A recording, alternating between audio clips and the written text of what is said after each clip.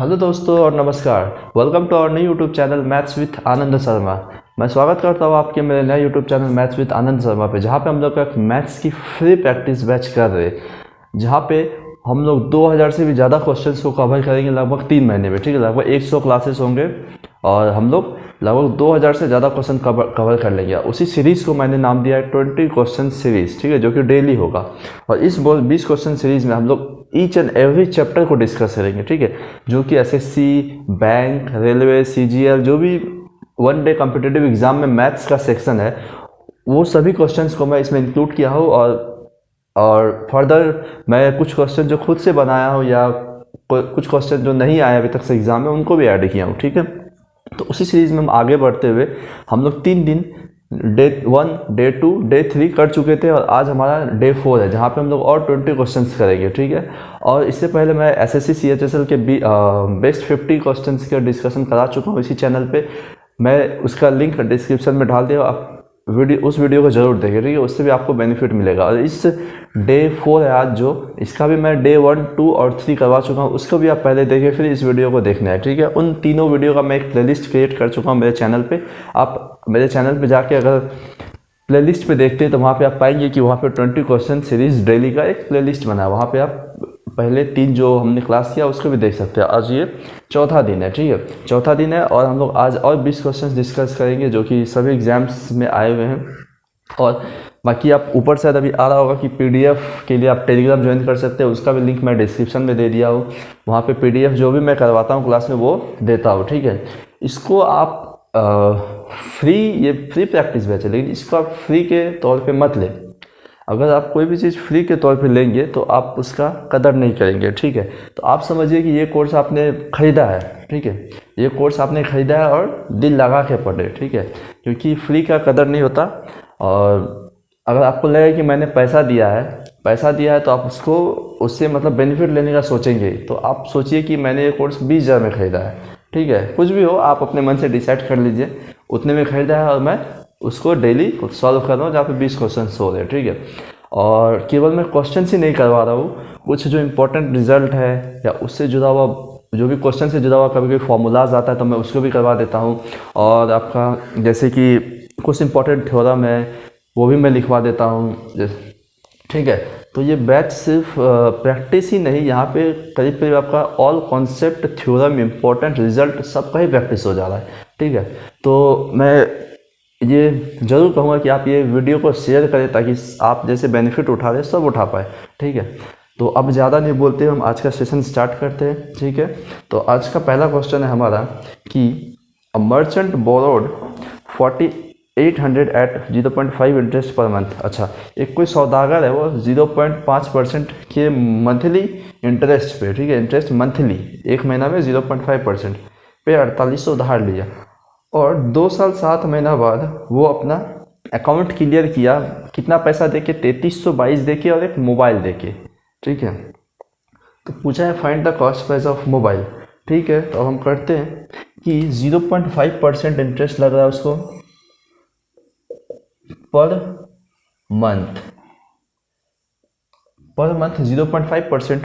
तो उसको total interest कितने महीना का देना है? तो आप बोलोगे कि क्वेश्चन में दिया हुआ है 2 साल 7 महीना, तो टोटल कितना महीना है इसमें? तो 2 साल में 24 महीना और 24 7 31 महीना।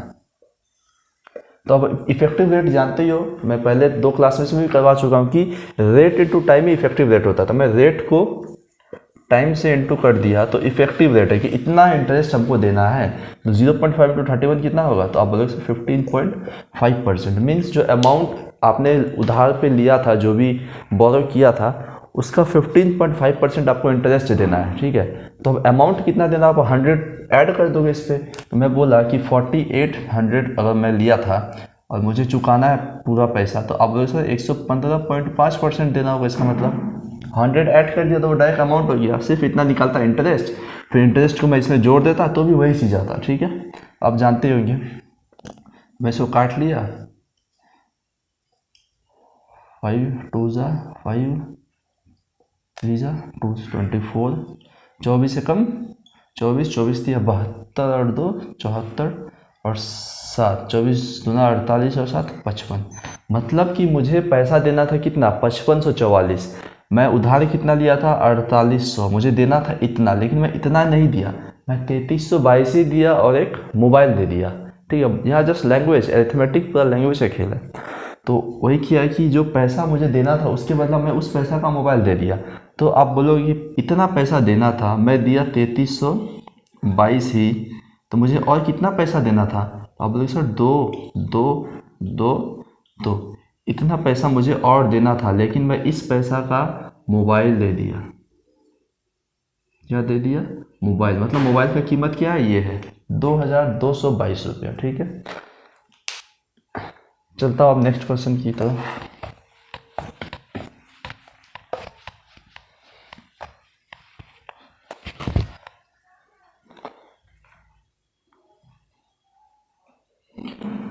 अच्छा, नेक्स्ट क्वेश्चन मेंसुरेशन का है।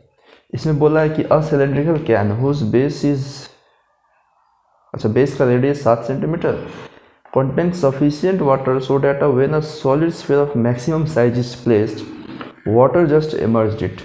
Calculate the depth of water in the can before the sphere was put. इसमें बोला एक सिलेंड्रिकल कैन है, ठीक है, उसमें कुछ हाइट तक पानी है। मैं आपको ड्रॉ करके समझाता हूँ कि एक सिलेंड्रिकल टैंक है, ठीक है, इसमें कुछ हाइट तक पानी है, मुझे नहीं पता कितना हाइट तक पानी है। ठीक है, यहाँ पे कुछ हाइट तक ये पानी है, ये ब्लू ब्लू पानी होता है, तो आज ब्लू है पानी। ठीक है, पानी, ये कुछ हाइट तक पानी है, मुझे नहीं पता। और मुझे इसका जो बेस रेडियस दिया है वो 7 दे दिया है। ये कितना है, 7 सेंटीमीटर। ठीक है, ये कितना है, 7 सेंटीमीटर। ठीक है, बेस रेडियस 7 सेंटीमीटर। और ये हाइट मुझे नहीं पता, ये हाइट जो है नहीं पता कि कहाँ तक पानी है बेस रेडियस से। ठीक है, तो अब मुझे इस क्वेश्चन में बोला कि मैं इसमें एक बॉल देता हूँ। ठीक है, एक बॉल दिया। ठीक है, तो इसी फिगर को मैं फिर से ड्रॉ करता हूँ।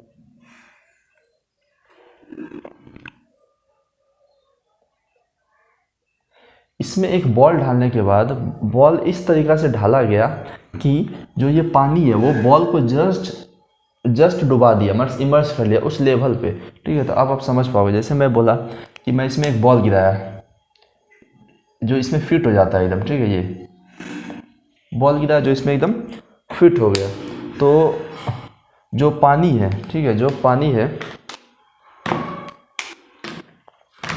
वो पानी है जस्ट इसको इमर्स कर लिया, मीन्स एकदम घेर लिया। ठीक है, एकदम बॉल के लेवल में आ चुका। ठीक है, ये पानी इसको घेर लिया एकदम।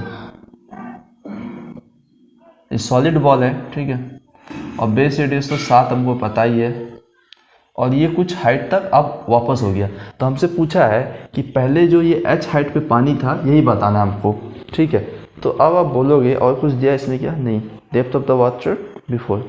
ठीक है, अच्छा, अब अगर मैं बोलूँ कि मैं अगर अभी इस एरिया के वॉल्यूम से, इतना वॉल्यूम से, क्योंकि पानी तो यहीं तक है और बॉल भी है, मीन्स ये इतना, ये कैन का इतना हिस्सा पूरा भरा हुआ है, मीन्स वॉल्यूम है, यहाँ पे वॉल्यूम है।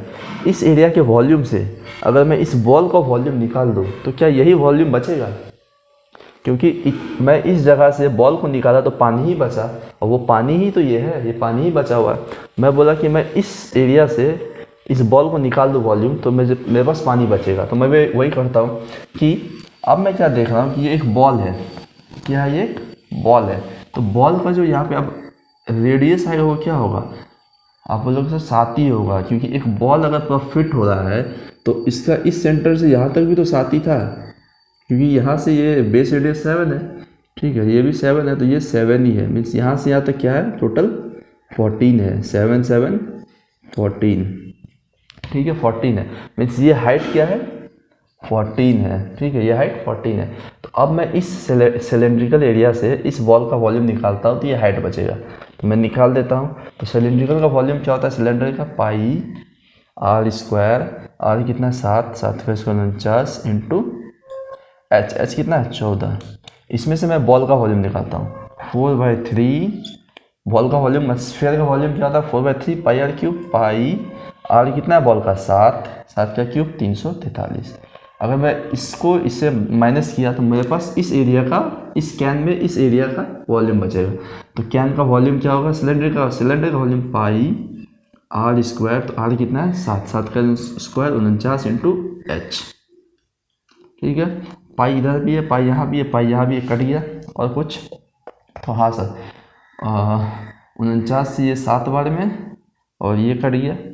मेरे पास क्या बच गया कि 14 माइनस 4, तो 4 7 28 बट्टा 3 इज इक्वल टू एच।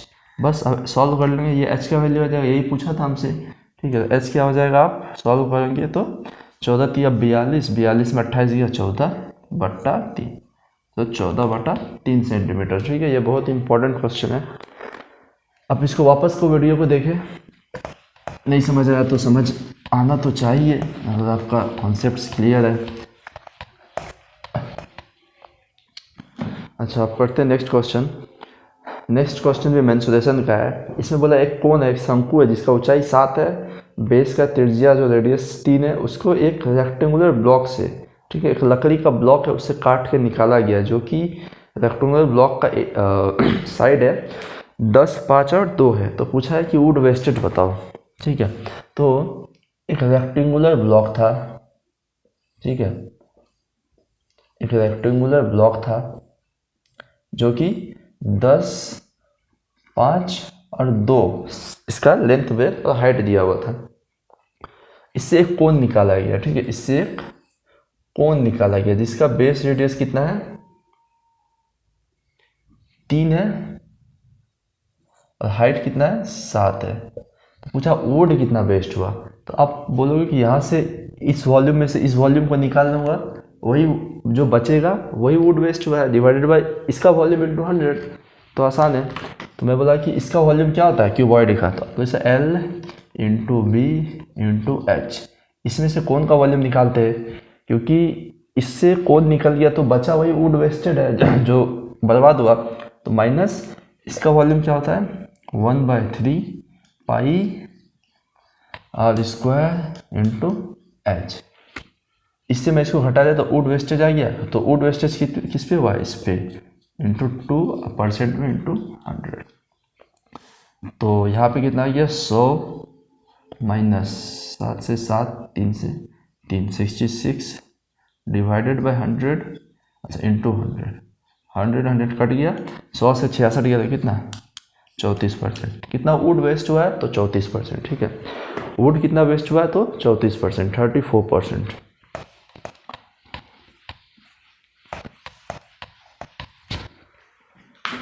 अच्छा, अब नेक्स्ट क्वेश्चन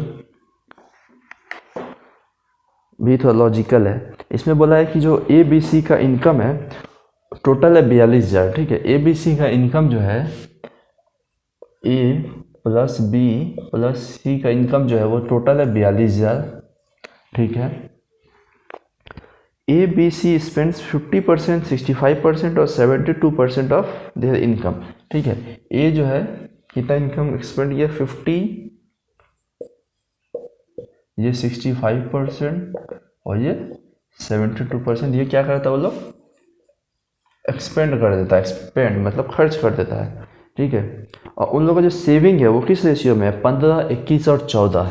किस रेशियो में सेविंग, मैं सेविंग लिख लेता हूँ, ये किस रेशियो में 15, 21 और 14 में है तीनों का। ठीक है, अच्छा अब इस क्वेश्चन को मैं कैसे करूँ, मेरे पास तो कुछ डाटा ही नहीं है, तो मुझे इस परसेंटेज से ही आगे बढ़ना होगा। ठीक है, एक्सपेंडिचर अगर मैं बोलूँ 50% को मैं कैसे लिख सकता हूँ, तो आप बोलोगे 50% को फ्रैक्शन में 1/2 लिखते हैं। तो मैं अगर 2 को इनकम मानूँ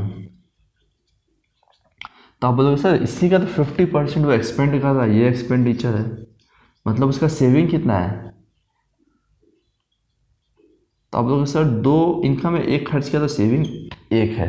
इसी तरीके से सेकंड केस में अगर 65% वो लिख सकते हैं हम 13/20। ठीक है, ये इनकम है, ये एक्सपेंडिचर है, तो आप सेविंग कितना बोलोगे, तो सेविंग होगा 7।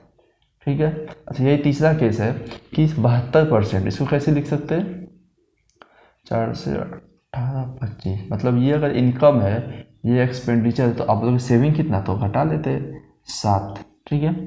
अच्छा मेरे पास सेविंग का क्या रेशियो आया है, 1, 7 और 7, लेकिन यहाँ पे किस रेशियो में, 15, 21, 14, मतलब ये एक जो है ये किसके इक्वल है, ये एक जो है ये 15 के इक्वल है, मीन्स 15 टाइम्स। तो इसका इनकम क्या होगा, अब बोलोगे सर 1 × 15 तो 2 इनकम है, तो 2 कितना, तो 2 × 15 30, इसका इनकम कितना है 30 है। अच्छा यहाँ पे इसका सेविंग 7 है, लेकिन मेरे को कितना दिया 21, ये 21 मीन्स 3 गुना है, तो इसका इनकम तो 20 है, तो 20 दिया 60, इसका इनकम कितना है 60। अच्छा 7, 14 दिया हुआ है, तो 2 टाइम्स हुआ है, तो इसका इनकम है 25, तो 25 × 2 50। तीनों का इनकम का रेशियो मेरे पास आ चुका है, 0 से कट गया 0, 0 से कट गया 0, ठीक है। मीन्स इन तीनों का इनकम क्या है, मैं यहाँ पे करता हूँ कि 3, 6, 5, मीन्स टोटल कितना, 6, 3, 9, 5, 14, लेकिन तो तीनों का टोटल इनकम मेरे को क्वेश्चन में कितना दिया है, तो आप बोलोगे सर 42,000, मीन्स 14 किसको शो कर रहा है, 42,000 को, मीन्स इंटू 3,000 टाइम्स हुआ है। और हमसे पूछा है कि आप बताओ कि उन लोगों का इंडिविजुअल सैलरी, तो इंडिविजुअल सैलरी मैं बता सकता हूँ 365 में, तो ये क्या हुआ है 3,000 टाइम्स हुआ है, तो 3 में इंटू 3,000 कितना होगा, आप लोग 9,000, 6 में इंटू 3,000 कितना होगा 18,000, 5 में इंटू 3,000 कितना होगा 15,000, ठीक है। तीनों का इनकम आ चुका है। थोड़ा लेंथी क्वेश्चन था और थोड़ा स्किल लगता है यहाँ पे, तो आप वीडियो को वापस देखें, जरूर समझ आएगा, ठीक है।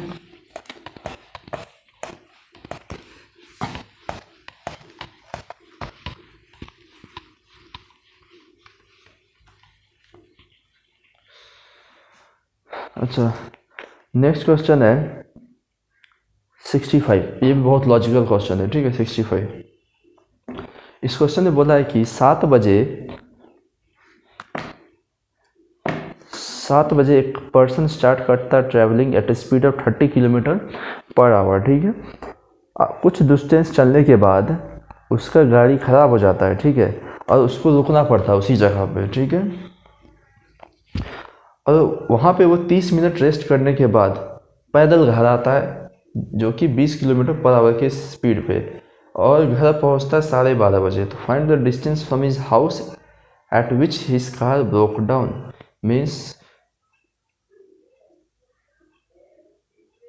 उसके घर से उस जगह का दूरी क्या है जहाँ पे उसका कार खराब हुआ, ठीक है। तो ये भी क्वेश्चन आसान है, तो मैं करता हूँ कि वो उसका समझता हूँ मैं, ये वो घर है उसका, ठीक है, ये क्या है उसका होम है। वो यहाँ से स्टार्ट किया और चलते गया, यहाँ आके उसका कार क्या हुआ ब्रोकेज हो गया, इस जगह पे उसका कार ब्रोकेज हो गया, ठीक है, मतलब कार आउट ऑफ ऑर्डर हो गया, उसका कार खराब हो गया, ठीक है। और वो जर्नी कितना बजे स्टार्ट किया था, तो आप बोलोगे सर 7 बजे, सुबह 7 बजे वो चलना स्टार्ट किया था, यहाँ गया उसका कार ख़राब हो चुका था, और वो 30 के स्पीड से जा रहा था, कितने के स्पीड से 30 km/h की स्पीड से जा रहा था, 7 बजे निकला था। अच्छा लेकिन कुछ दूर चलने के बाद वो वहाँ पे उसका कार ख़राब हुआ, और 30 मिनट बाद रेस्ट करने के बाद वो 20 की स्पीड पे घर आया, और घर 12:30 बजे पहुँचा, ठीक है। अच्छा मैं अब आपको समझाता हूँ कि 7 बजे वो यहाँ से चला, ठीक है, इस दूरी पहुँचने वाला उसका कार खराब हुआ, यहाँ पे वो 30 मिनट रेस्ट किया, वापस घर आ गया, कितना बजे, तो आप बोलोगे सर यहाँ से जब वापस वो घर आता है तो कितना बजे आता है, तो 12:30 बजे आया है, कितना 12:30 ही है ना, 12:30 बजे आया। किस स्पीड से आया है, तो 20 km/h, ये 20 km/h, ठीक है। तो अब यहाँ पे एक समझने का बात आप समझिएगा कि वो जो इस यहाँ पे जो डिस्टेंस गया जहाँ पे उसका कार खराब हुआ, अब जो वापस घर आया तो वो उतना ही तो डिस्टेंस चला, जितना गया था उतना ही आया, मीन्स यहाँ पे क्या कांस्टेंट है, डिस्टेंस। और मैं बताया था कि टाइम स्पीड डिस्टेंस में 3 चीज़ पे पूरा टाइम स्पीड डिस्टेंस खत्म है, कि एक समय डिस्टेंस कांस्टेंट है तो स्पीड और टाइम इन्वर्स होता है, स्पीड कांस्टेंट है तो टाइम और डिस्टेंस का सेम रेशियो होता है, और टाइम कांस्टेंट है तो स्पीड और डिस्टेंस का सेम रेशियो होता है, ठीक है। तो उसी तरीके से हम लगाते हैं यहाँ पे क्या कांस्टेंट है, डिस्टेंस, क्योंकि जितना गया उतना ही आया, जस्ट स्पीड चेंज है। तो डिस्टेंस कांस्टेंट होने पे मैं बोला था कि स्पीड जो है वो इन्वर्स होता है किसके, टाइम के, यही था, ठीक है। तो अब मैं देखता हूँ कि वो 7 बजे यहाँ से यहाँ गया और यहाँ पे 30 मिनट रेस्ट किया, वो कुछ नहीं किया, 30 मिनट वेस्ट किया है, ठीक है। तो और पहुँचा है 12:30 में, तो उसको टोटल टाइम कितना लगा है? आप बोलोगे सर 7 5 12, 5.5 घंटा। लेकिन यहाँ पे जो 30 मिनट रेस्ट किया उसमें वो क्या चला, मूवमेंट हुआ उसका? नहीं हुआ। तो वो हाफ एन आवर हम इसे निकाल दिए, मीन्स उसको टोटल कितना समय लगा घर आने में? आप बोलोगे 5 घंटा। और स्पीड का रेशियो क्या था? 30 और 20। तो यहाँ से अब हम लोग लिख लेते हैं कि स्पीड का रेशियो क्या है? स्पीड का रेशियो है 30 और 20, मीन्स 3 और 2 में, ठीक है। तो टाइम कितना लगा होगा? आप बोलोगे सर 2:3, इन्वर्स हो गया 2:3, ओके। और ये जो टोटल टाइम लगा है उसको कवर करने में, ठीक है, वापस गया आया, ये टोटली टाइम लगा है 3 2 5 यूनिट। और यही 5 यूनिट किसको दिखा रहा है? 7 से 12:30, क्योंकि आधा घंटा रेस्ट अगर उसमें निकालना है तो 12 हो गया, मतलब 5। तो 5 किसको दिखा रहा है? 5 आवर को, मीन्स इंटू 1 टाइम्स हुआ है। तो हमसे पूछा है कि कितना डिस्टेंस उसका यहाँ से यहाँ तक, तो हम निकाल लेते हैं। अगर 5 आवर है तो एक केस 2 में ढाल देते हैं, 2 × 1 2 आवर। 2 आवर लगता है 30 के स्पीड से, मीन्स डिस्टेंस कितना है? 2 आवर लगता है 30 के स्पीड से, ठीक है। 2 आवर लगता है कब? 30 के स्पीड से। तो डिस्टेंस कितना होता है? आप लोग सर स्पीड इंटू टाइम, तो स्पीड कितना है? 30। इसी स्पीड से 2 घंटा लगता है तो 60 किलोमीटर। अगर पूछता कि वो जाके आया उसमें कितना टोटल डिस्टेंस कवर किया, तो आप बोलते वन साइड 60 है तो टू साइड 120 हो जाता, ठीक है। इसका आंसर क्या है? 60, ऑप्शन नंबर ए। देखिए अगर मैं इसमें भी ढालता तो वही आंसर आता। देखिए अगर मैं ढाल के दिखाऊँ आपको कि 5 × 1 हुआ, तो 3 × 1 मीन्स 3 आवर्स। अच्छा 3 आवर कब लगता है? जब 20 का स्पीड पे है, तो 20 × 3 फिर से 60 किलोमीटर, ठीक है। तो 60 किलोमीटर, ये भी एक बेहतरीन क्वेश्चन था।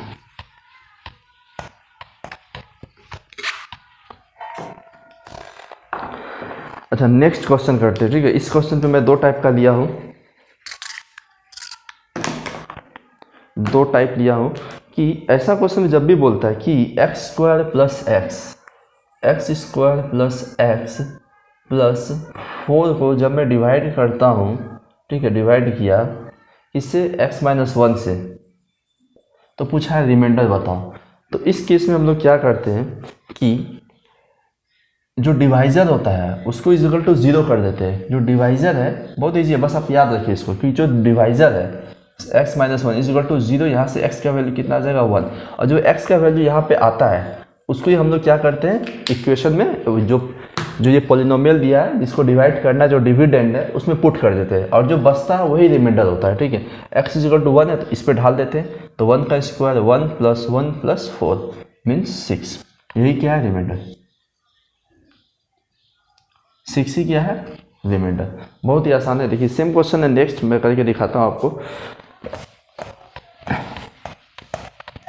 देखिए इस क्वेश्चन में बोला कि x⁴ + 3 को x⁴ + 1 से करते। x⁴ + 3 को डिवाइड किए किससे?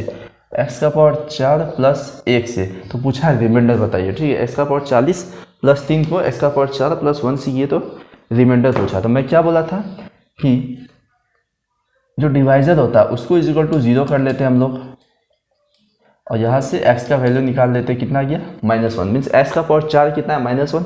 अब x⁴ जो है -1 इसमें बैठा देते हैं। तो आप बोलोगे सर इसको हम क्या लिख सकते हैं? तो x⁴ 10 लिख सकते हैं + 3, ठीक है। अच्छा x⁴ क्या? -1, x⁴ -1 का पावर 10 + 3, तो -1 का पावर अगर इवन है तो वो इवन ही आता है, तो 1 + 3 4 रिमाइंडर। तो इसमें जो x का वैल्यू ढाल के जो बचता है वही रिमाइंडर होता है, ठीक है। ये आप जस्ट याद रखिए, तो ठीक है।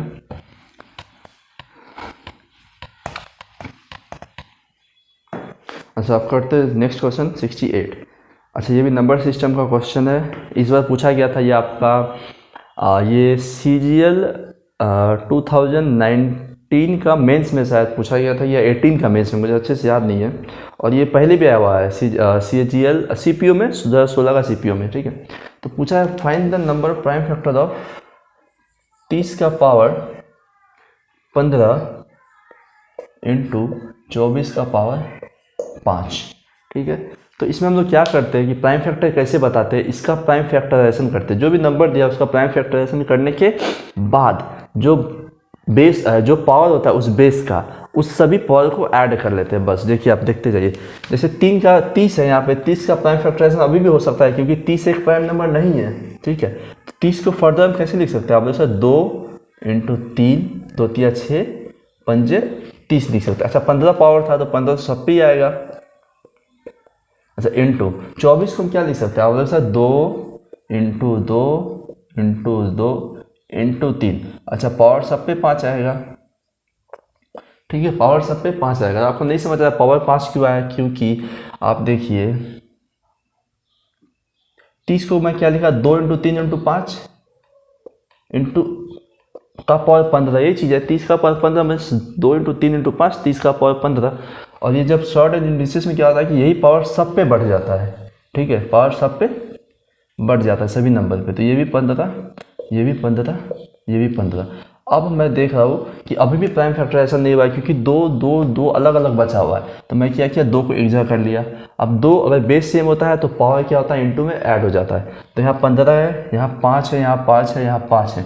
कितना हो गया? 30। 2 का पावर 30 इंटू 3 का पावर यहाँ पे 15, यहाँ 5 है मतलब 20 इंटू 5 का पावर कितना है? 15। तो इस प्राइम फैक्टराइजेशन हो जाने के बाद जो पावर बचता है उसको जस्ट ऐड कर लेते हैं हम लोग। तो 30 प्लस 20 प्लस 15 कितना आ गया? 65। तो इस नंबर का जो प्राइम फैक्टर है वो कितना है? टोटल 65 ही है। ठीक है, इस नंबर का प्राइम फैक्टर कितना है? 65 है। अच्छा, आप करते हैं नेक्स्ट क्वेश्चन। नेक्स्ट क्वेश्चन फिर एवरेज का है। एवरेज का कि 13 नंबर का एवरेज 63 है। ठीक है, 13 नंबर का एवरेज कितना है? 63 है। और उसमें से पहला 7 नंबर का एवरेज कितना है? 61 है। और लास्ट 7 नंबर का एवरेज कितना है? 67 है। ठीक है, बोला गया है अगर मैं 7वां नंबर को रिमूव कर दूँ, 7वां नंबर को रिमूव कर दूँ तो जो नंबर बचेगा 12 नंबर, उसका एवरेज बताना है। ठीक है, तो ये भी आसानी है। अच्छा, 13 का एवरेज 63 है और 7 का 61 है। मीन्स एवरेज में कितना कमी आ रहा है? आप बोलो सर -2 का कमी आ रहा है। कितना नंबर पे? तो 7 पे। तो टोटल एवरेज में कितना कमी हो रहा है? -14 का। अच्छा, आप बोलोगे 63 से 67 हो गया एवरेज, 4 इंक्रीज हुआ है, +4 हुआ है। कितना नंबर पे? 7 पे। तो 7 चौक 28, मीन्स ओवरऑल 28 एवरेज पे इंक्रीज हुआ है। तो अब मैं देख लूँगा एवरेज पे टोटल क्या इफेक्ट पड़ा। एक बार तो -14 हुआ, एक बार +28 हुआ। तो एवरेज पे क्या हुआ? +14 ही हुआ है। इन दोनों को ऐड करने पे मैं देखूंगा कि एवरेज क्या हुआ है? +14 ही हुआ है। अच्छा, ये एवरेज जो +14 हुआ ये क्यों हुआ? ठीक है, ये एवरेज जो +14 हुआ ये क्यों हुआ? क्योंकि आप बोलोगे मैं 7th नंबर को 2 बार रिपीट किया हो। ठीक है, अगर ये जो है 14, 7th नंबर 14 कम होता तो एवरेज 63 ही रहता।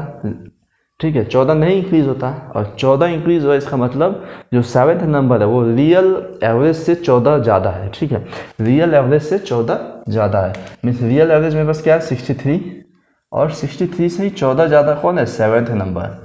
तो आप बोलोगे 7th नंबर कितना है? 77। मीन्स ये जो 7th नंबर जिसको हम लोग को इंक्लूड नहीं करना है ये कितना है? 77।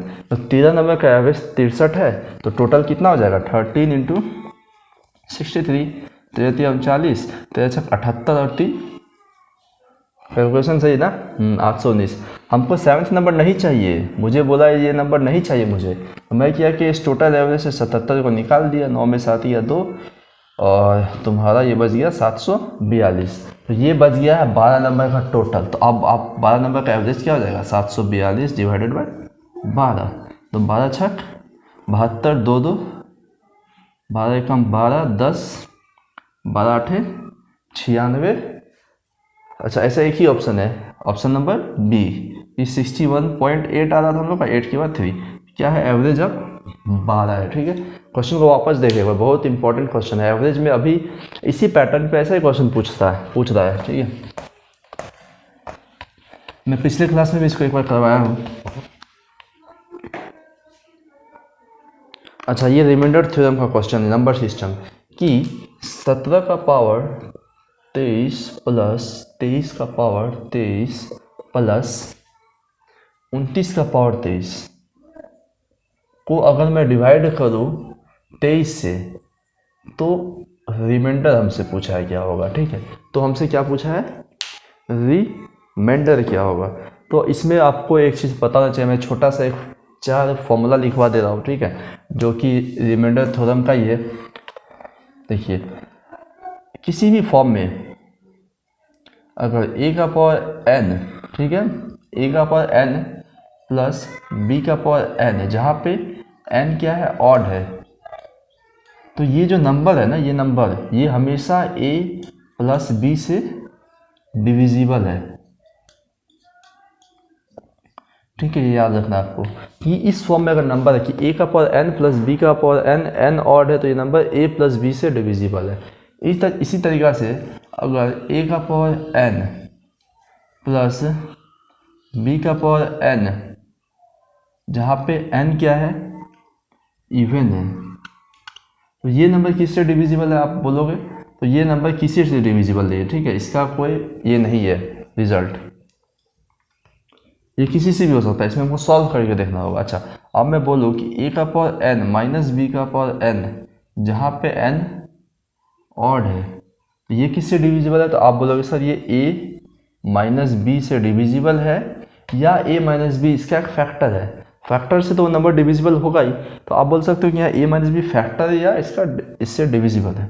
अच्छा, इसे अगर मैं बोलूँ कि a का पावर n माइनस b का पावर n, जहाँ पे n क्या है, इवन है, तो ये जो है a प्लस बी से भी डिविजिबल है, a माइनस बी से भी डिविजिबल है, और ये a plus B into A minus B का प्रोडक्ट से भी डिविजिबल है। मीन्स a प्लस बी और a माइनस बी इसका एक फैक्टर है। ठीक है, ये अलजेब्रा में भी लगता है ये वाला कॉन्सेप्ट। तो अब हम इस क्वेश्चन को सॉल्व करते हैं। ठीक है, इस क्वेश्चन को इसी पे हम लोग सॉल्व करेंगे। ठीक है, जैसे अभी क्वेश्चन हटा देता हूँ, क्वेश्चन हटा के मैं यहाँ सॉल्व करता हूँ। ठीक है, क्वेश्चन हटा के मैं यहाँ सॉल्व करता हूँ। अभी बोला है कि 17 का पावर 23 प्लस 23 का पावर 23 प्लस 29 का पावर 23 को डिवाइड दिए 23 से, तो रिमाइंडर क्या बचेगा। ठीक है, अच्छा मैं देख रहा हूँ इस 23 से अगर इस 23 को डिवाइड लगता है, ये तो पूरा ही कट जाएगा, पूरा ही कट जाएगा। ठीक है, क्योंकि 23 का पावर कुछ भी हो, 23 से कटना ही है उसको। अच्छा, मैं बच गया, मेरे पास 17 का पावर 23 और 29 का पावर 23। अच्छा, ये किस फॉर्म में है, आप लोग सर इस फॉर्म में कि a का पावर n b का पावर n सेम है, n सेम है, और n क्या है, ऑड है। हाँ जी, 23 ऑड भी है, तो ये a प्लस बी से डिविजिबल होगा, मीन्स ये 17 प्लस 29 से डिविजिबल होगा। तो मैं वही किया, ये नंबर जो है 17 प्लस 29 से डिविजिबल होगा, और यहाँ पे तो 23 का पावर 23 है ही, मैं इसको जोड़ लिया, 17 29 कितना है, 46 प्लस 23 का पावर 23/23।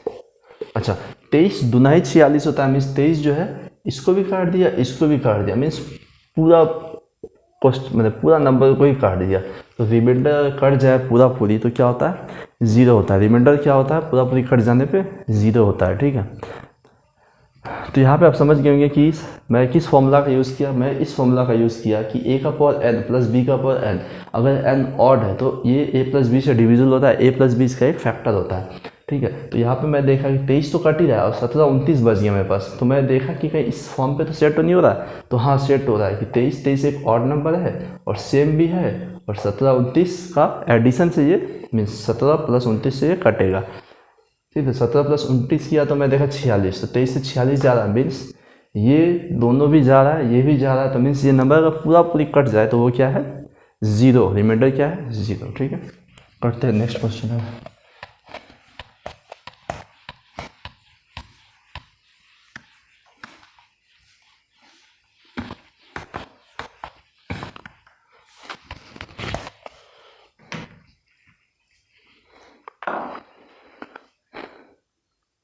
अच्छा, नेक्स्ट क्वेश्चन अलजेब्रा का क्वेश्चन है।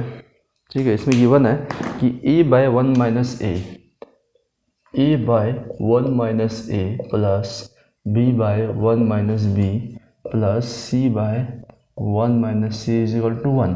हमको बताना है कि बताओ 2 by 1 minus a plus 2 by 1 minus b plus 2 by 1 minus c क्या होगा। ठीक है, तो अलजेब्रा का प्रैक्टिस हम लोग प्रैक्टिस बैच डिस्कशन कर रहे हैं, इसका मतलब आपको बेसिक और कॉन्सेप्ट पता होगा, ठीक है। और आप ये जानते होंगे कि अलजेब्रा में एक पैटर्न आता है जो कि +1 -1 पैटर्न है, या प्लस कुछ उसमें ऐड करके या कुछ सब्ट्रैक्ट करके उस क्वेश्चन को सॉल्व करते हैं, तो वो उसी पैटर्न पे है, ठीक है। मैं क्या देख रहा हूँ कि मुझे दिया हुआ है a/1 - a और मुझे निकालना है 2/1 - a। मीन्स डिनोमिनेटर तो सेम है, लेकिन जो न्यूमरेटर है उसमें a गायब हो गया है, ठीक है, a नहीं है। तो मेरा फर्स्ट एम है कि मैं इसे a हटा दूँ। तो यहाँ से a हटाऊंगा तो मैं क्या करूँ, तो ये मैं बोला ये +1 -1 पैटर्न है। तो अगर मैं a/1 - a में +1 करूँ, ठीक है, +1 करूँ, तो मैं क्या देख रहा हूँ कि एलसीएम लेने पे 1 - a एलसीएम है a + 1 - a, और a और a कट जाएगा, क्या बच जाएगा 1/1 - a। मतलब यहाँ अगर मैं +1 करता हूँ तो ऊपर से a हट जा रहा है, ठीक है, +1 करने पे हट जा रहा है 1, ठीक है, मतलब a। तो इसमें भी +1 करूँगा तो b हट जाएगा, इसमें भी +1 करूँगा तो c हट जाएगा, ठीक है। तो मैं उस चीज़ को डायरेक्ट लिख रहा हूँ, इसको मिटा के। मीन्स टोटल कितना इंक्रीज हो रहा है सर, आप लोग +1 +1 +1 मतलब 3। तो आप LHS और राइट हैंड साइड को तो बैलेंस्ड रखोगे, तो +3 इधर हुआ है तो इधर भी +3 होगा, ठीक है। तो अब मैं डायरेक्ट लिखता हूँ, यहाँ +1 होने पे मैं क्या देखा कि ये हो गया 1 - a, ये क्या हो गया 1/1 - b + 1/1 - c = 3, उधर भी ऐड हो गया तो ये हो गया 4, ठीक है। अब मैं क्वेश्चन में देख रहा हूँ कि ऊपर 2 है, न्यूमरेटर पे सब जगह 2 है, तो मैं क्या करता हूँ इस होल इक्वेशन को right hand side left hand side भी 2 से इंटू कर दिया, इधर भी राइट हैंड साइड भी। तो अब देखा मैं 2 का अंदर घुसाऊँ तो ये वही होगा जो क्वेश्चन में पूछा है उसे, 2/1 - b + 2/1 - c = 8। तो यही हमसे पूछा, तो ये कितना का इक्वल है 8, ठीक है। अलजेब्रा में +1 -1 या +a, कोई भी प्लस वेरिएबल को प्लस करना है माइनस करना है, ठीक है। यहाँ पे क्या हो सकता है कि एक बार हो या +1 यहाँ हो रहा था, यहाँ +2 होता है या +3, यहाँ -1 हो या -2 हो -3 हो, मतलब क्वेश्चन के अकॉर्डिंग हम लोग को देख के समझना है कि किसको हटाना है। तो मैं यहाँ प्लस करूँ, क्या माइनस करूँ, +a करो +b करो कि वो हट जाए, ठीक है। ये आपको देख के पता लगाना होगा, और देख के कब पता लगेगा, जब आपका प्रैक्टिस एक्सट्रीम लेवल पे हो, ठीक है। जब प्रैक्टिस आपका एक्सट्रीम लेवल पे होगा तभी आप कोई भी क्वेश्चन को देख के बता दोगे कि यहाँ पे प्लस ये होगा, प्लस माइनस होगा, ये उसका फैक्टर है, ये उसका रिमाइंडर करने पे इतना आ सकता है, ठीक है। अच्छा, नेक्स्ट क्वेश्चन ज्योमेट्री का है कि बोला है इसमें कि पी क्यू आर एस एक रेक्टेंगल है, ठीक है, P Q R S, P Q R S, ये एक रेक्टेंगल है। अच्छा, टी एक पॉइंट है पी क्यू पे कि आर टी क्यू एक आइसोसेलेस ट्रायंगल है। टी एक पॉइंट है पी क्यू पे कि आर टी और क्यू एक आइसोसेलेस ट्रायंगल है। अब आप बताओ कि अगर ये आइसोसेलेस ट्रायंगल है तो कौन सा इसका 2 साइड इक्वल होगा, कौन सा होगा, यही होगा, यही 2 साइड इक्वल होगा, आइसोसेलेस है। ये और ये तो इक्वल होगा नहीं, या तो ये इक्वल होगा नहीं, कभी नहीं हो सकता क्योंकि हाइपोटेनस जा रहा है 90 है, तो ठीक है, तो यही 2 साइड इक्वल है, ठीक है। अब हमें एक और कंडीशन दिया है कि जो 2 पीटी है वो 3 क्यूटी के इक्वल है, 3 क्यूटी, ठीक है। 2 पीटी है वो 3 क्यूटी के इक्वल है। मीन्स यहाँ से मैं निकालूँ कि पीटी और क्यूटी का क्या रेशियो है, तो आप बोलोगे सर 3/2 मीन्स 3x/2x है। मीन्स अगर पीटी 3x है तो जो ये क्यूटी है ये 2x है, क्यूटी है, क्यूटी है, क्यूटी है, क्यूटी कितना है 2x है, ठीक है। अच्छा, क्यूटी 2x है तो मैं बोला ये आइसोसेलेस है, मीन्स ये जो क्यूटी है वही क्यू आर है, तो ये भी 2x है। तो इस रेक्टेंगल का मुझे लेंथ भी पता चल गया है, 3x 2x 5x और 2x ब्रेथ है, ठीक है। तो अब इसका एरिया दिया हुआ था, इस ट्रायंगल का एरिया मुझे दिया हुआ है 12√3, ठीक है, इतना दिया है 12√3 और रेक्टेंगल का पूछा है। तो अब आप मुझे बता सकते हो 90 है तो यहाँ पे half into base into height से मैं इसके एरिया इक्वल कर लूँ, क्या होगा, आप करोगे कि हाफ, इस ट्रायंगल का बेस कितना है 2, जैसे मैं 2x लिया बेस, हाइट कितना हो गया 2x ही, इज इक्वल टू एरिया ही है ये 12√3, तो ये कट के कितना आ गया तो यहाँ से मेरे पास एक्स स्क्वायर आ गया 6√3। और हमसे पूछा रेक्टेंगल का एरिया। रेक्टेंगल का एरिया क्या होता है? लेंथ इंटू ब्रेड्थ, लेंथ लंबाई गुने चौड़ाई, 3 2 5x। रेक्टेंगल का एरिया क्या होगा? 5x इंटू 2x, मतलब 10x स्क्वायर। ठीक है, 10x स्क्वायर। अच्छा 10x स्क्वायर, 10x स्क्वायर का वैल्यू मुझे पता है 6√3, तो इसमें कर लिया मैं इंटू 6√3, कितना आ गया 60√3 सेंटीमीटर स्क्वायर। ठीक है, करते हैं अब नेक्स्ट क्वेश्चन। इतना सारा बेहतरीन कॉन्सेप्ट और अप्रोच आपको शायद ही किसी जगह पे एक साथ मिलेगा। ठीक है, जो कि मैं करवा रहा हूँ।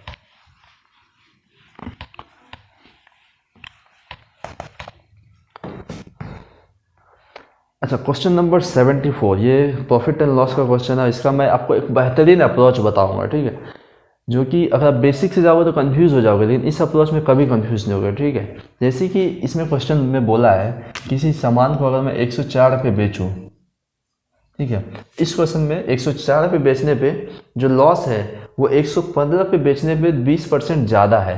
मीन्स अगर इसी सामान को मैं 115 रुपये बेचूँ तो ये तो एसपी है, ये तो एसपी है, और मैं समझा सीपी कुछ रहा होगा। ठीक है, सीपी, इस क्वेश्चन को हम लोग ऐसे ही बनाएंगे। ठीक है, तो यहाँ पे मैं अगर समझूँ कि इस केस में क्या है, सीपी अगर इतना है 104 रुपये बेचने पे, अगर मैं 115 पे बेचता तो 20% का ज़्यादा लॉस है इस केस में।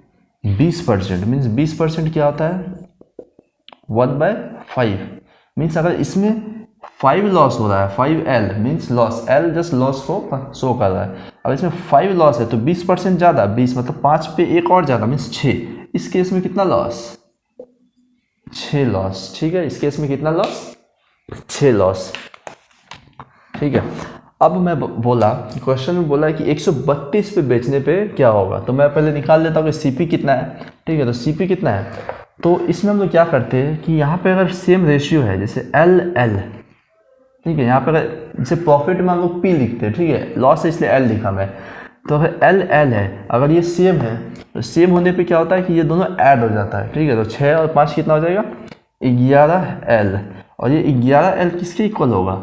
इसके डिफरेंस। ठीक है, इस SP के डिफरेंस, तो इसका डिफरेंस कितना है 11 ही है। तो 11L किसको दिखा रहा है? 11 को। मीन्स एक लॉस किसको दिखाएगा? आप बोलोगे 1 को।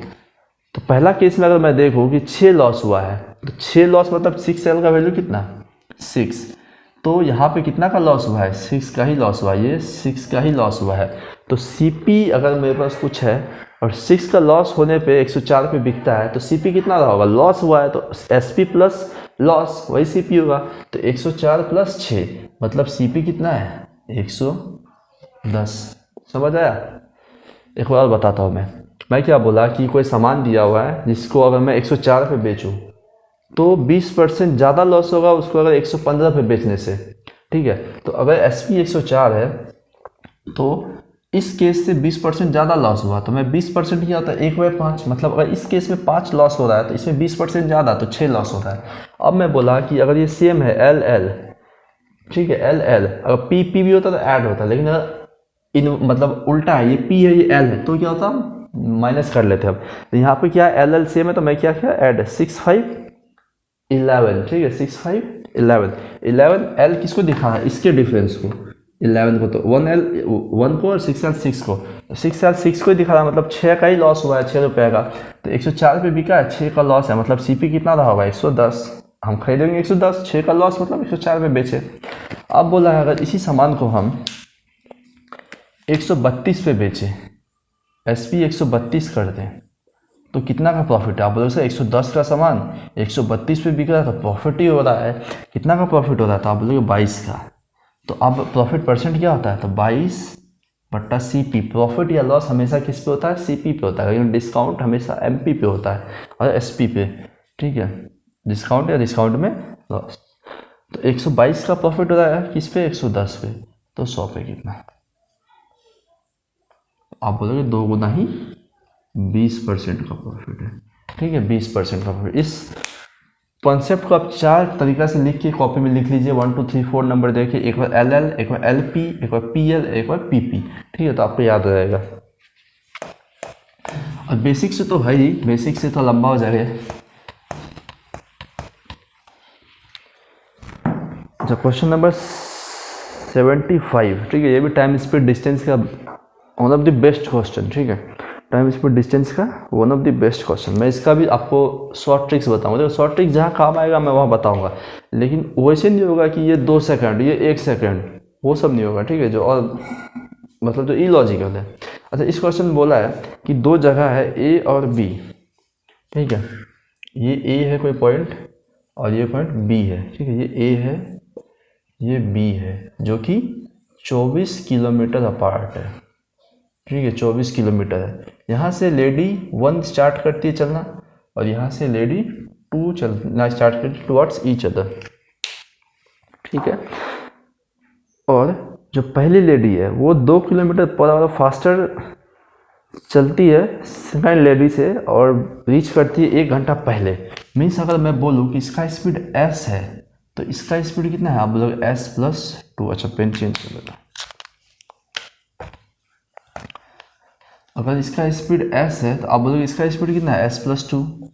इसको t टाइम लगता है अगर, तो इसको कितना टाइम लगता है, t-1। 1 घंटा कम क्यों लगता है, 2 घंटा स्पीड उसका ज़्यादा है, स्पीड ज़्यादा तो टाइम कम लगेगा, ये अजीब सा बात है। तो स्पीड ज़्यादा है तो टाइम कम लग रहा है, ठीक है।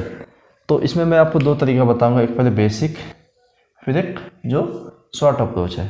अच्छा, बेसिक पहले करता हूँ कि इसका स्पीड 2 ज़्यादा है, इसका स्पीड s है अगर, तो पहले तो मैं इक्वेशन से ही कर लेता हूँ कि 1 घंटा कम लगता है, तो 1 घंटा कम लगता है तो टाइम क्या होता है, आप बोलोगे सर टाइम होता है 1 घंटा कम लग रहा है तो टाइम होता है डिस्टेंस बाय स्पीड, ठीक है। डिस्टेंस कितना है 24, तो दोनों ही 24 चला है, दोनों ही 24 चला है, ठीक है। टाइम क्या होता है डिस्टेंस बाय स्पीड। अब मुझे स्पीड ऐसे रखना है कि ये बड़ा है ताकि घटा के 1 है, तो अब स्पीड कैसे रखूँ मैं, तो आप बोलोगे सर कि जो छोटा है उसको यहाँ पे रखते हैं, तो छोटा कौन सा स्पीड है, ये s, क्योंकि 2 ऐड होने पे तो इंक्रीज हो रहा है, तो यहाँ पे 24/s और यहाँ पे s+2 है। टाइम क्या होता है distance by speed, distance by speed, ये टाइम जो है इसे घटाऊंगा तो 1 घंटा कम है, तो यहाँ से मुझे, अच्छा स्पीड पूछा है, नहीं स्पीड नहीं पूछा है, कुछ वैल्यू सेटिस्फाई कर रहा है। इस टाइप का इक्वेशन जब भी आता है ना, हम लोग वैल्यू पुटिंग करके देख लेते हैं कहीं पे कुछ सेटिस्फाई कर गया। जैसे 1 पुट किया मैं तो 24 और यहाँ पे 8 नहीं हुआ, थोड़ा बड़ा पुट करना होगा, मुझे समझ आ रहा है। अगर मैं 6 पुट करूँ, 6 पुट किया तो, अच्छा हाँ 6 पुट करने पे यहाँ पे कितना आएगा 24/6, 4 घंटा, और यहाँ पे 6 किया तो 6 तो 8, 24/8 3 घंटा, हाँ तो 4 अभी 3 1 सेटिस्फाई कर गया, ठीक है, सेटिस्फाई कर गया। मतलब s कितना है 6 किलोमीटर पर आवर और s+2 जो है वो है 8 किलोमीटर पर आवर, ठीक है, 8 किलोमीटर पर आवर। मीन्स इसका स्पीड जो है इसका है 6 किलोमीटर पर आवर और इसका कितना है 8 किलोमीटर पर आवर। हमसे क्वेश्चन में पूछा है कि जो वो दोनों लेडी 1 आवर में कितना किलोमीटर चलता है, तो वो जो स्पीड होगा उसका वही 1 आवर का किलोमीटर होगा। ये 6 किलोमीटर पर आवर चल रहा, मतलब 1 आवर में 6 किलोमीटर, ये 1 आवर में 8 किलोमीटर, तो 8 किलोमीटर, 6 किलोमीटर इसका आंसर है, ठीक है, 8 किलोमीटर, 6 किलोमीटर, ऑप्शन सी, ठीक है। अब मैं बोल रहा था कि मैं इसका एक शॉर्ट अप्रोच बताऊंगा आपको, ठीक है, वो क्या है। ऐसा क्वेश्चन जब भी आपको मिले कि इतना स्पीड ज़्यादा होने की वजह से इतना टाइम कम लग रहा है, इतना स्पीड कम होने की वजह से इतना टाइम ज़्यादा लग रहा है, तो वहाँ पे हम लोग क्या करते हैं, क्रॉस मेथड यूज़ करते हैं, ठीक है। जैसे स्पीड और टाइम के रेशियो में क्रॉस मेथड यूज़ करते हैं, ठीक है। जैसे यहाँ पे पहला क्वेश्चन कि स्पीड 2 ज़्यादा होने की वजह से 1 टाइम कम लगता है, ठीक है, ये सबसे पहले लिख लीजिए। आप इसका फैक्टर को इंक्रीज करते जाइए, जैसे 2 2 दूनी 4 2, आप क्रॉस मल्टीप्लिकेशन करके देखिए कि कंडीशन किलोमीटर सेटिस्फाई कर रहा है, क्योंकि स्पीड इनटू टाइम क्या होता है डिस्टेंस होता है, स्पीड इनटू टाइम क्या होता है डिस्टेंस, तो लेकिन क्रॉस मल्टीप्लिकेशन होगा, ठीक है, क्योंकि यहाँ पे क्रॉस, तो 2 दूना 4 किलोमीटर ही हो रहा है, अभी नहीं है। इसका मैं इसको अभी 2 तिया कर लूँ तो 6 3 मैं कुछ दूर तक लिख देता हूँ, ठीक है। अभी हुआ क्या, 4 तिया 12, 6 दूना 12, 12 ही हुआ, नहीं हुआ। जैसे कि मैं 8 करूँ, इसको 4 करूँ, 1 चौक 4, 2 चौक 8, तो अब क्या देख रहा हूँ, 6 चौक 24 और 8 तिया 24 में डिस्टेंस सेटिस्फाई कर गया। तो एक का स्पीड कितना होगा, एक का स्पीड होगा 6 और एक का स्पीड होगा 8। मीन्स 6 वाला को कितना समय लगेगा, क्रॉस में है 4 घंटा लगेगा और 8 वाले को 3 घंटा। ये क्वेश्चन में वही आया था, इसका स्पीड 6 आया था, तो कम वाला ही 6 है, 6 और प्लस 2 है उसका 8, तो ये 8 है। और 6 वाले को 4 घंटा लगेगा, हाँ 24 है तो 6 के स्पीड से 4 ही घंटा लगेगा। तो यहाँ पर अगर टाइम भी पूछा तो मैं बता देता, और 8 वाले को 3 घंटा लगेगा 24 के करने में, ठीक है। ये क्रॉस मेथड है, तो आप ये भी दिमाग में रख सकते हैं कि जब भी टाइम इतना टाइम कम की वजह से, इतना स्पीड कम की वजह से इतना टाइम ज़्यादा लग रहा है, या इतना स्पीड ज़्यादा है इसलिए टाइम कम लग रहा है, तो ये क्रॉस मेथड यूज़ कर सकते हैं।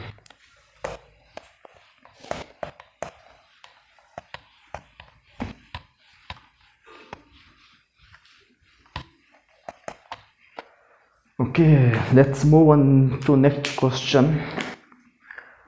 Okay, question number 76 is percentage का क्वेश्चन है, और हमको इसमें बताना है कि दो पास percentage of whole set, means जो एवरेज सेट बताना है, ठीक है। इसमें मैं आपको एक वेटेड एवरेज बताऊंगा, ठीक है। एक कॉन्सेप्ट बताऊंगा, कौन सा, आपको बताऊंगा वेटेड एवरेज। जब 10 आदमी का एवरेज दिया है, 20 आदमी का एवरेज दिया है, या 5% दिया है, और उस क्लास या उस टीम में जितना भी मेंबर है उसका भी नंबर दिया है, तो हम लोग वेटेड एवरेज से पूरे क्लास का जो पास परसेंटेज या पूरे क्लास का एवरेज क्या वो पता कर लेते हैं, ठीक है। जैसे इसमें क्या बोला है, बेसिक से तो कर ही लेंगे हम, लेकिन मैं आपको बताऊंगा वेटेड एवरेज कैसे काम करता है। इसमें बोला है कि 3 सेट ऑफ स्टूडेंट है, जिसमें 40 स्टूडेंट है पहला में, दूसरा में 50 है, तीसरा में 60 है, ठीक है। और जो तीनों का पास परसेंटेज है, इसका है 40 बच्चे का है 100, इसका है 90 और इसका है 80। तो हमसे पूछा है कि आप पूरे क्लास का वेटेड परसेंटेज बताओ, पास परसेंटेज, ओवरऑल पास परसेंटेज।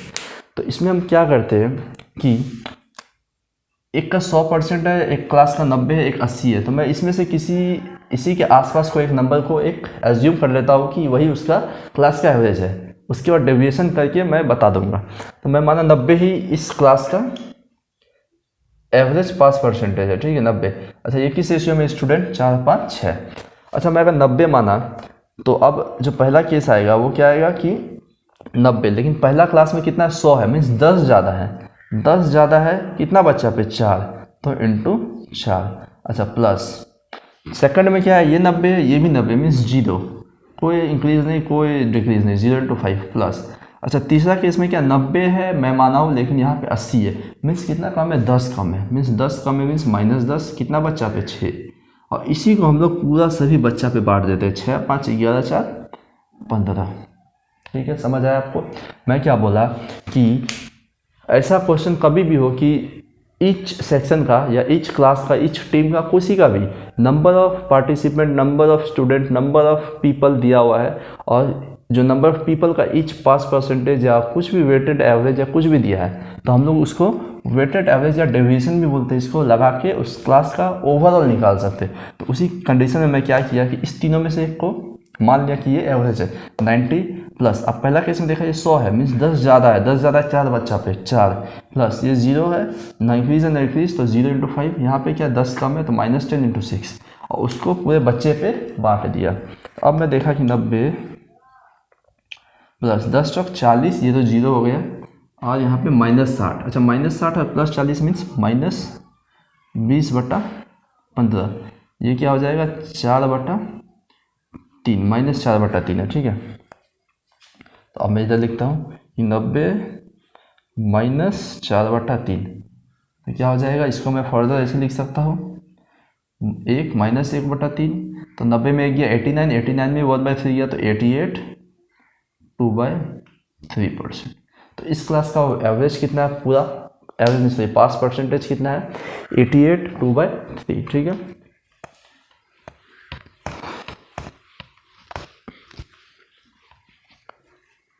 करते हैं आप क्वेश्चन नंबर 77 ट्रिगोनोमेट्री का है।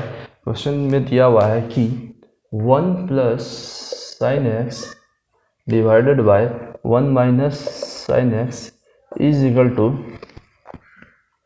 P square by Q square, P square by Q square, ठीक है, P square by Q square. तो आपको यहाँ पे देख के लग रहा है A plus B by A minus B, componendo और डिविडेंडो फॉर्म में, ठीक है।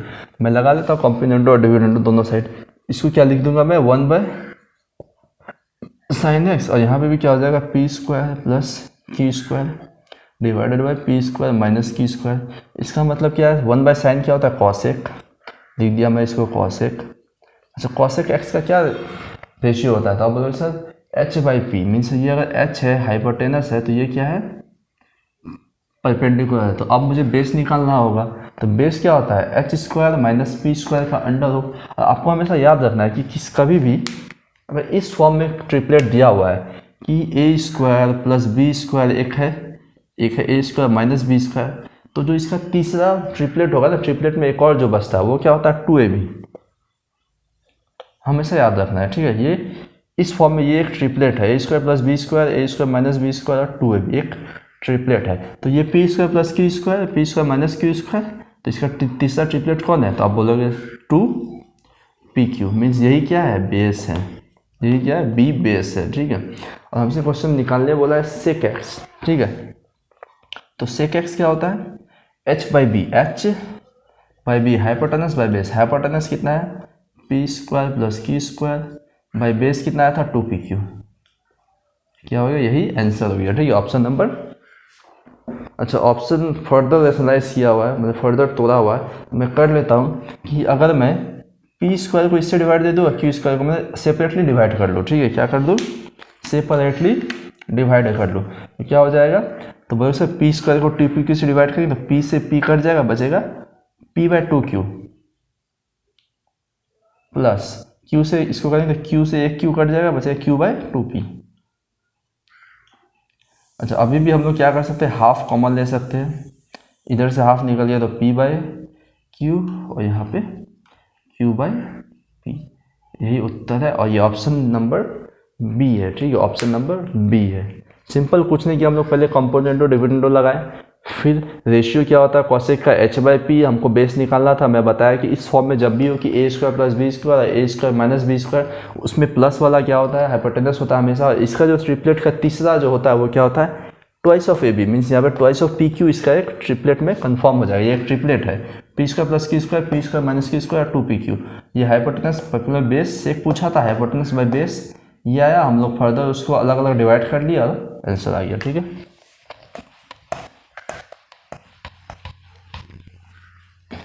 एक बार मैं वीडियो देख लूँ चल रहा है कि नहीं।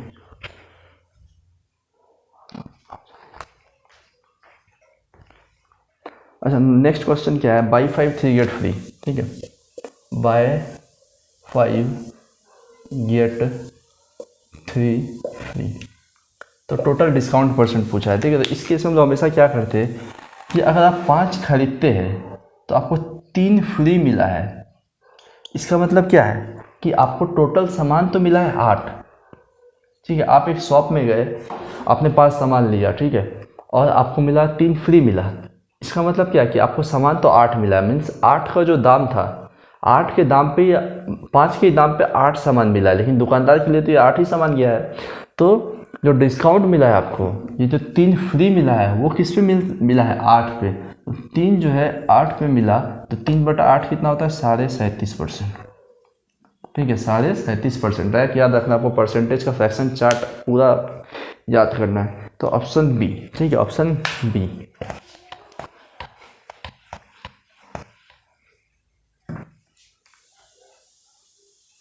ओके, 79 हाइट एंड डिस्टेंस का है कि एक कोई टावर का जो शैडो है, जो परछाई है, वो 10 मीटर बढ़ जाता है जब जो सन का एंगल बन रहा है वो 45 से 30 हो, तो हाइट ऑफ द टावर पूछा है, ठीक है। तो ये भी हो जाएगा कि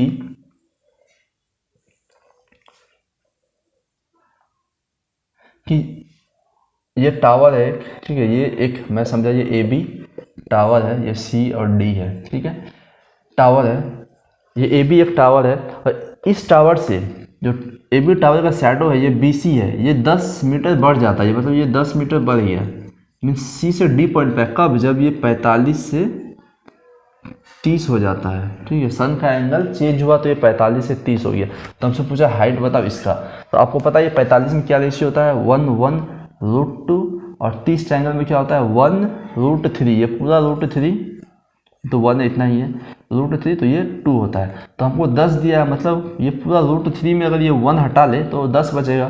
तो √3 - 1 हमको दिया हुआ है कितना, 10 metre.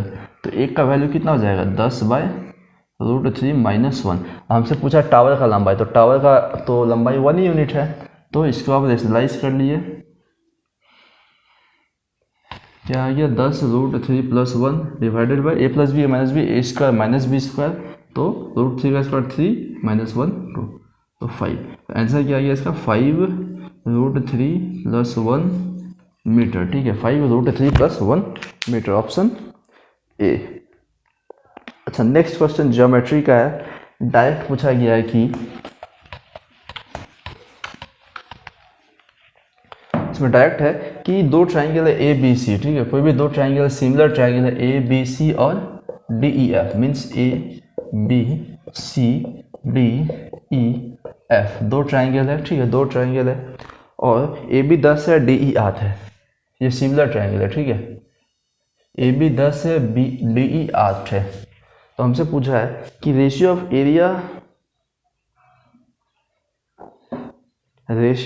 Area of triangle A B C से डी ई एफ, ठीक है। हमको पता होना चाहिए कि जो सिमिलर ट्रायंगल में क्या होता है, साइड का स्क्वायर में ही एरिया होता है। मीन्स जो एरिया आएगा, ये एरिया ए बी सी का जो एरिया डी ई एफ आएगा वो इन दोनों करस्पॉन्ड साइड है, ठीक है। करस्पॉन्ड साइड याद रखना है। इसलिए अपने ए बी सी सिमिलर है डी ई एफ का, मीन्स ए से बी, बी से सी और सी से डी से ई, ई से एफ और ई एफ से डी। तो ए से बी 10 सेंटीमीटर, यहीं पे ऐसे ही डी से ई 8 सेंटीमीटर। तो ये क्या होता है, साइड के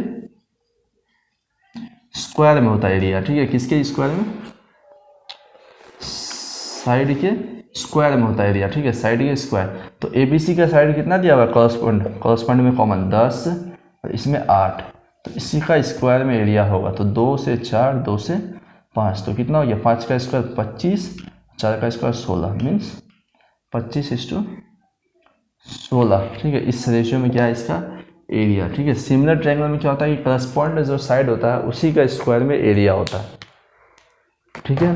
तो आज का हम लोग का 20 क्वेश्चन का डिस्कशन खत्म हो चुका है और जो नेक्स्ट 20 क्वेश्चन कल आएगा। और आप लोग इसी तरह सपोर्ट दिखाते रहे, वीडियो को लाइक करें, वीडियो को शेयर करें, चैनल को सब्सक्राइब कर ले जरूर, ठीक है। और ऊपर से दिख रहा हो टेलीग्राम पे आप मुझे फॉलो कर ले।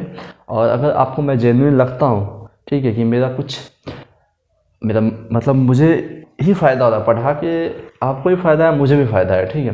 तो और मैं मेहनत कर रहा हूँ आप ही लोगों के लिए।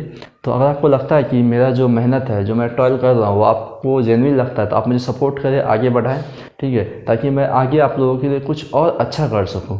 क्योंकि जैसे कहते हैं ना, बिजनेस में अगर आपका पूंजी नहीं है तो आप आगे की उतनी नहीं सोच सकते, लेकिन जब पैसा आ जाता है तो आदमी आगे का सोचने लगता है। उसी तरीके से यहाँ भी है कि अगर मैं जो मेहनत कर रहा हूँ उसको अगर सपोर्ट नहीं मिलता है तो मैं भी डीमोटिवेट फील करूँगा।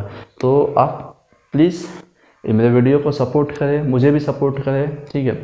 और ज़्यादा से ज़्यादा शेयर करें ताकि मुझे भी मोटिवेशन फील हो, मैं भी एनर्जेटिक फील करूँ, मैं भी एक लाइफ वायर की तरह आप लोगों को पढ़ा सकूँ, ठीक है। तो आज के लिए इतना ही, सेशन वाइंड अप करते हैं। धन्यवाद और नमस्कार।